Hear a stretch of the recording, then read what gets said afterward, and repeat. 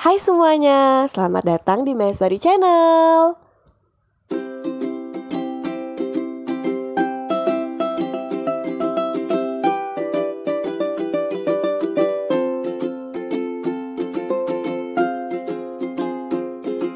Assalamualaikum warahmatullahi wabarakatuh. Halo teman-teman semuanya. Akhirnya setelah sekian lama aku upload video lagi. Nah, sebelum kita masuk ke pembahasan video dan latihan soal, aku mau ucapkan selamat untuk teman-teman yang udah lolos P3K. Untuk teman-teman yang belum lolos, jangan berkecil hati, tetap semangat lagi, usaha lagi, dipersiapkan dengan lebih baik lagi untuk tes P3K tahun ini. Karena infonya P3K tahun ini banyak dibuka untuk nakes dan guru ya. Terima kasih juga untuk teman-teman yang udah support channel aku dari awal sampai seperti sekarang. Terima kasih untuk semua yang tetap nonton video aku. Oke, di video kali ini aku akan membahas tentang kegawat daruratan neonatus. Seperti biasa, aku akan kasih dulu pembahasan materinya, baru kemudian ada latihan soal. Nah, untuk teman-teman jangan lupa yang mau gabung di grup Telegram bisa langsung klik link yang ada di description box. Oke, kita langsung aja masuk ke pembahasan materinya.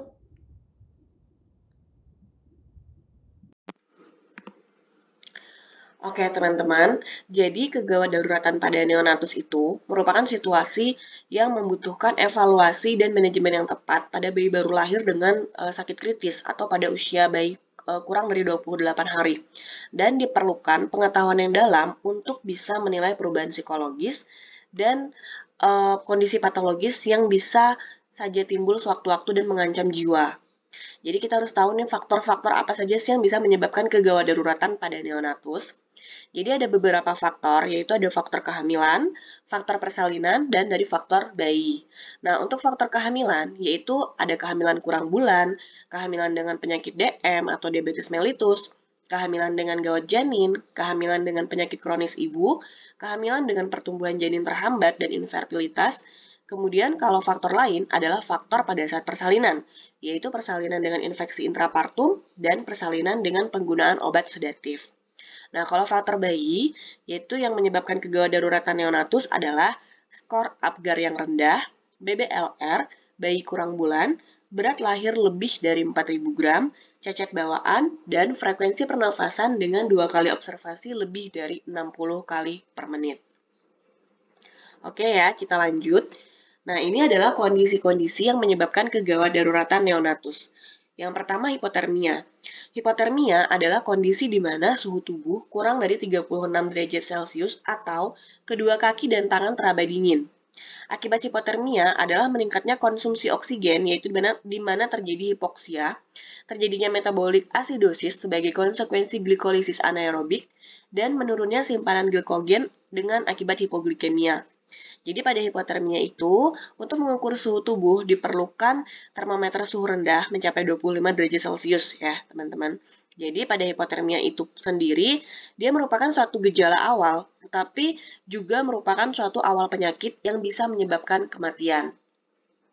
Nah, etiologi dan faktor predisposisi dari hipotermia antara lain ada prematuritas, asfiksia, sepsis, kondisi neurologi seperti meningitis dan perdarahan cerebral, pengeringan yang tidak adekuat setelah kelahiran, dan exposure suhu lingkungan yang dingin. Tanda-tanda klinis dari hipotermia itu terbagi menjadi 3, ada hipotermia sedang, berat, dan stadium lanjut dari hipotermia. Untuk hipotermia sedang, yaitu suhu tubuhnya 32 derajat Celcius sampai kurang dari 36 derajat Celcius. Tanda-tandanya antara lain, kaki teraba dingin, kemampuan menghisap lemah, tangisan lemah, dan kulit berwarna tidak rata atau disebut kutis marmorata. Kemudian hipotermia berat, yaitu suhu tubuhnya di bawah 30 derajat Celcius. Tanda-tandanya antara lain sama dengan hipotermia sedang, disertai dengan pernafasan lambat tidak teratur, bunyi jantung lambat, terkadang disertai hipoglikemi dan asidosis metabolik. Kemudian stadium lanjut hipotermia, tanda-tandanya antara lain muka, ujung kaki, dan tangan berwarna merah terang. Bagian tubuh lainnya pucat, kulit mengeras, merah, dan timbul udem, terutama pada punggung, kaki, dan tangan, atau sklerema. Oke, sampai sini Paham ya teman-teman tentang hipotermia? Kita lanjut, kondisi selanjutnya adalah hipertermia. Nah, hipertermia ini adalah kondisi suhu tubuh tinggi karena kegagalan termoregulasi. Hipertermia terjadi ketika tubuh menghasilkan atau menyerap lebih banyak panas daripada mengeluarkan panas. Penyebab paling umum adalah heat stroke dan reaksi negatif obat. Heat stroke ini adalah kondisi akut hipertermia yang disebabkan oleh kontak yang terlalu lama dengan benda yang mempunyai panas berlebihan. Sehingga mekanisme pengaturan panas tubuh menjadi tidak terkendali dan menyebabkan suhu tubuh naik tak terkendali. Salah satu penyebab hipertermia adalah karena reaksi obat, yaitu hipertensi maligna, yang merupakan komplikasi yang terjadi karena beberapa jenis anestesi umum. Nah, untuk tanda dan gejalanya, panas, kulit kering, kulit menjadi merah dan teraba panas, pelebaran pembuluh darah dalam upaya untuk meningkatkan pembuangan panas, bibir bengkak. Dehidrasi yang terkait dengan serangan panas dapat menghasilkan mual, muntah, sakit kepala, dan tekanan darah rendah. Takikardi dan takipnea dapat juga muncul sebagai akibat penurunan tekanan darah dan jantung. Beberapa korban, terutama anak-anak kecil, mungkin kejang-kejang, akhirnya berbagai organ tubuh mulai gagal, ketidaksadaran, dan koma. Kemudian ada hiperglikemia. Jadi hiperglikemia itu adalah suatu kondisi di mana gula darah tinggi, yaitu jumlah glukosa dalam plasma darah berlebihan. Hiperglikemia disebabkan oleh diabetes mellitus. Pada diabetes mellitus, hiperglikemia ini biasanya disebabkan karena kadar insulin yang rendah dan atau oleh resistensi insulin pada sel. Jadi, kadar insulin yang rendah atau resistensi insulin ini terjadi akibat kegagalan tubuh untuk mengkonversikan glukosa menjadi glikogen. Sehingga pada akhirnya sulit atau bahkan tidak mungkin untuk menghilangkan kelebihan glikogen ini pada darah. Seperti itu ya teman-teman. Nah, gejala hiperglikemia antara lain polifagi atau sering kelaparan, polidipsi, sering haus, poliuri, sering buang air kecil, penglihatan kabur, kelelahan, berat badan menurun, sulit terjadi penyembuhan luka, mulut kering, kulit kering atau gatal, hipotensi pada pria, infeksi berulang, kusmal hiperventilasi, aritmia, pingsan, dan koma. Kemudian ada tetanus neonatorum. Tetanus neonatorum adalah penyakit tetanus yang diderita oleh bayi baru lahir yang disebabkan karena basil Clostridium tetani. Tanda-tanda klinis antara lain bayi tiba-tiba panas dan tidak mau minum, mulut mencucu seperti mulut ikan, mudah terangsang, gelisah, kadang-kadang menangis, dan sering kejang disertai sianosis. Kaku kuduk sampai opistotonus, ekstremitas terulur dan kaku, dahi berkerut, alis mata terangkat, sudut mulut tertarik ke bawah, muka risus sardonychus, dan untuk penata laksanaan yang bisa teman-teman berikan, yaitu yang pertama adalah bersihkan jalan nafas, kemudian longgarkan atau buka pakaian bayi, masukkan sendok atau tong spatel yang dibungkus kasa ke dalam mulut bayi, ciptakan lingkungan yang tenang, dan berikan ASI sedikit demi sedikit saat bayi tidak kejang. Oke, kita lanjut ya. Nah, kemudian penyakit-penyakit pada ibu hamil. Penyakit-penyakit pada kehamilan trimester 1 dan 2 yaitu anemia kehamilan, hiperemesis gravidarum, abortus, kehamilan ektopik terganggu atau implantasi di luar rongga uterus, molahidatidosa atau proliferasi abnormal dari Villi choriolis. Kemudian untuk penyakit-penyakit pada kehamilan trimester 3 yaitu kehamilan dengan hipertensi. Ada hipertensi esensial, preeklamsi, eklamsi. Kemudian perdarahan antepartum yaitu ada solusio plasenta atau lepasnya plasenta dari tempat implantasi, plasenta previa atau implantasi plasenta terletak antara atau pada daerah serviks. Insertio filamentosa, ruptur sinus marginalis, dan plasenta circumvallata.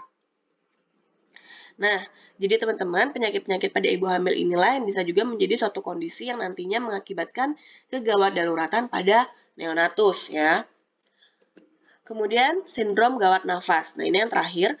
Sindrom gawat nafas neonatus merupakan kumpulan gejala yang terjadi dari dyspnea atau hiperapnu dengan frekuensi pernafasan lebih dari 60 kali per menit. Sianosis, merintih, waktu ekspirasi dan retraksi di daerah epigastrium, dan interkostal pada saat inspirasi. Resusitasi merupakan sebuah upaya menyediakan oksigen ke otak, jantung, dan organ-organ vital lainnya melalui sebuah tindakan yang meliputi pemijatan jantung dan menjamin ventilasi yang adekuat. Jadi resusitasi ini merupakan suatu tindakan kritis yang harus segera dilakukan pada kegawat daruratan, terutama pada sistem pernafasan dan kardiovaskular ya, karena kedua sistem ini bisa menyebabkan kematian dalam waktu yang singkat. Nah, untuk kegawat daruratan neonatus itu bisa terjadi pada saat bayi dilahirkan atau pada periode masa neonatusnya. Jadi, sebagai tenaga kesehatan, kita harus bisa melihat, mendeteksi faktor-faktornya. Jadi, biasanya pada saat bayi lahir itu kita lakukan penilaian yang kita sebut dengan APGAR ya, teman-teman.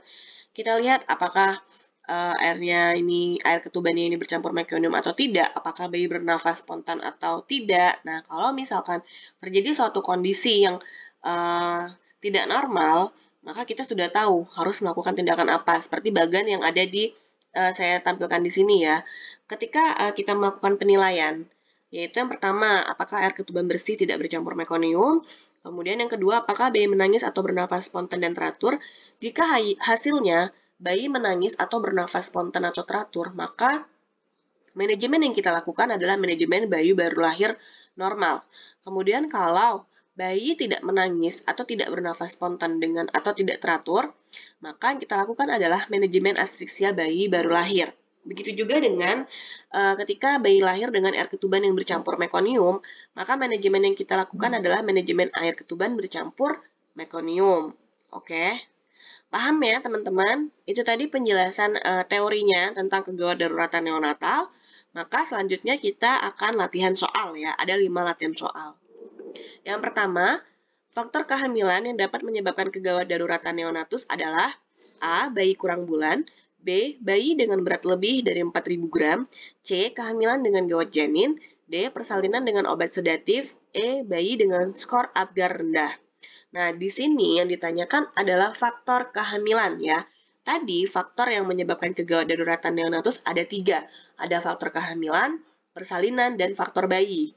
Kita lihat kalau yang A, bayi kurang bulan, ini masuknya di faktor bayi ya, bukan faktor kehamilan. Kalau yang B, bayi dengan berat 4.000, lebih dari 4.000 gram itu juga masuk di faktor bayi. Kalau yang C, kehamilan dengan gawat janin, ya ini tepat ya teman-teman, karena ini merupakan faktor kehamilan. Kalau yang D, ini persalinan dengan obat sedatif adalah faktor persalinan. Yang E juga bayi dengan skor APGAR rendah, ini masuk ke faktor bayi. Jadi udah jelas nomor 1 jawabannya adalah yang C. Kita lanjut nomor 2. Bayi dikatakan mengalami hipotermia jika suhu tubuh bayi A kurang dari 25 derajat Celcius, B kurang dari 35 derajat Celcius, C kurang dari 36 derajat Celcius, D lebih dari 37,5 derajat Celcius, dan E lebih dari 38 derajat Celcius. Nah, ini mudah ya teman-teman, yaitu kasus hipotermia suhunya berarti lebih rendah. Nah, di sini jawaban yang tepat untuk nomor 2 adalah yang C. Oke, kita lanjut. Nomor 3. Jika bayi menunjukkan tanda-tanda kaki teraba dingin, kemampuan menghisap lemah, tangisan lemah, terdapat kutis marmorata, maka bayi tersebut mengalami A. Hipotermia, B. Hipotermia berat, C. Hipotermia ringan, D. Hipotermia sedang, E. Stadium lanjut hipotermia. Oke, kita lihat lagi. Di sini clue-nya kaki teraba dingin, kemampuan menghisap lemah, tangisan lemah, dan terdapat kutis marmorata. Nah, ini tadi adalah tanda-tanda klinis dari hipotermia. Untuk hipotermia sedang, tanda-tandanya yaitu kaki teraba dingin, kemampuan menghisap lemah, tangisan lemah, dan kulit berwarna tidak rata atau disebut kutis marmorata. Nah, sepertinya kita udah dapat jawabannya ya teman-teman. Jawabannya adalah hipotermia sedang. Jadi nomor 3 itu jawabannya yang tepatnya adalah yang D. Nomor 4, bayi yang dilahirkan oleh ibu yang mengalami diabetes mellitus sering mengalami A. Hipotermia, B. Hipertermia, C. Hipoglikemia, D. Hiperglikemia, dan E. Hiperglaukoma. Ini udah jelas teman-teman, pasti bisa jawab semua ya, tadi juga udah dijelaskan. Jadi nomor 4 itu karena ibunya mengalami diabetes mellitus, maka bayinya akan beresiko mengalami hiperglikemia. Oke, soal terakhir. Jika hasil penilaian bayi baru lahir didapatkan bayi tidak bernafas spontan, penata laksanaan yang digunakan bidan adalah A. Manajemen bayi baru lahir normal, B. Manajemen bayi berat lahir rendah, C. Manajemen asfiksia bayi baru lahir, D. Manajemen bayi tidak bernafas spontan, E. Manajemen air ketuban bercampur mekonium. Jadi di sini kasusnya bayinya itu tidak bernafas spontan. udah dijelasin tadi kan tentang bagian yang penata laksanaan manajemen A, B, C pada sindrom gawat nafas. Kalau bayinya tidak bernafas spontan, maka yang harus kita lakukan adalah manajemen asfiksia pada bayi baru lahir. Nah, oke teman-teman, itu tadi penjelasan teori dan 5 latihan soal tentang kegawat daruratan pada neonatus. Semoga apa yang aku jelaskan ini bisa bermanfaat untuk teman-teman semua, bisa menambah materi teman-teman semua untuk mempersiapkan tes P3K tahun ini dengan lebih baik lagi. Teman-teman, saran dari saya, manfaatkan waktu yang ada supaya pada saat pelaksanaan tes P3K nanti sudah lebih matang untuk persiapan tesnya. Oke, terima kasih untuk yang udah nonton video aku sampai akhir. Assalamualaikum warahmatullahi wabarakatuh.